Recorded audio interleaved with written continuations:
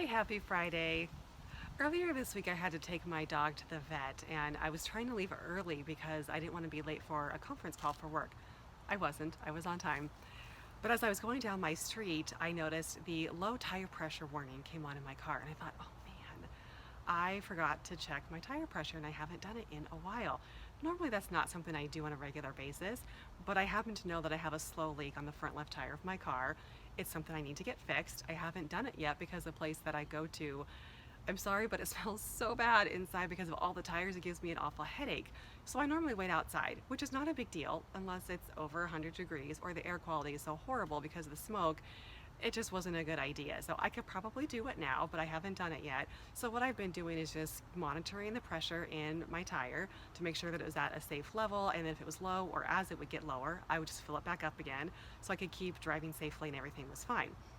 But I hadn't been paying attention to it for a while, and it got low enough that the warning light came on again. So I thought, okay, I haven't been paying attention to this. I'll drive on surface streets to get her to the vet. When I get home, I'll take care of it and obviously get the tire fixed soon, but it'll be fine.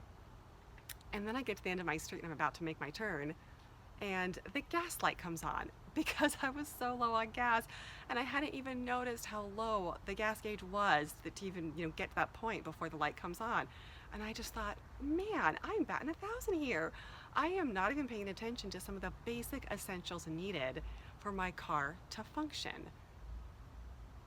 And then I thought, how often are we so caught up in our daily activities and responsibilities that we're not paying attention to some of the basic essentials needed for us to function and to function well? Probably a lot. And sometimes that might have something to do with fuel, not necessarily for eating or not, but the kind of fuel we're putting into our bodies, the kind of food. Are we hydrated enough? Or are we one of those people who are walking around chronically dehydrated and don't even know it? Because unfortunately, beer and wine and soda, energy drinks, those don't count. Maybe it has to do with getting enough sleep or good quality sleep or not taking time to decompress and unwind for a while before bedtime so that you can get to bed and sleep well. Maybe it's not taking time to visit with somebody or taking time for just yourself during the day, just some quiet moments away from everything where you can again just do some deep breathing and relax a little bit. Whatever it is, some things for yourself to fill you back up. I used to think that doing things for myself, things that we often hear now referred to as self-care, was selfish, especially if it involved doing something fun, something like with a friend or even family or whatever. It's very easy to think that doing things for ourselves is selfish. It does feel and sound that way. But doing things for yourself, self-care, is actually what allows you to love more fully and give more generously to those you care about most. We also have to fill our cup up. We can't pour from an empty cup.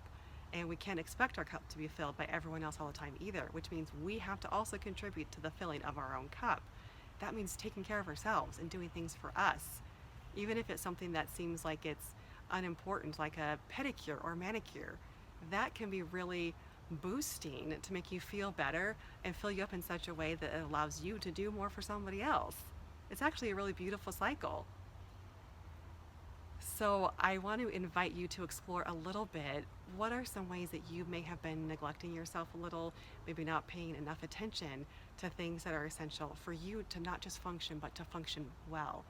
And what are some things that you can do over the next couple of days to help remedy that?